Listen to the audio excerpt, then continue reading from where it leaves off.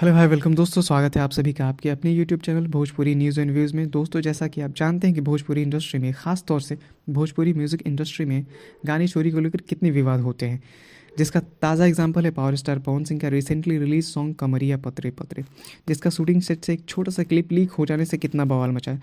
जिस धुन पे एक के बाद एक धड़ाधड़ कई सिंगर्स ने गाने गाए हैं और धुन छोड़िए लिरिक्स तक लोगों ने सेम टू सेम गाए हैं, जिसको मद्देनज़र रखते हुए पावर स्टार पवन सिंह की टीम ने कॉपीराइट क्लेम के लिए अपने नेक्स्ट प्रोजेक्ट को फाइनल रिलीज से पहले ही Pawan Singh official YouTube channel पे इसकी मास्टर कॉपी को बीते दिनों अपलोड कर दिया, जिसका नाम है लोई के टोई, जिसमें आवाज़ है पावर स्टार पवन सिंह की। और जैसा कि ये मास्टर कॉपी है तो इसमें फीमेल सिंगर की जगह आवाज़ है म्यूजिक डायरेक्टर प्रियांशु सिंह की। बट फाइनली आपको इस गाने में पावर स्टार पवन सिंह के साथ शिल्पी राज की आवाज़ सुनने को मिलेगी।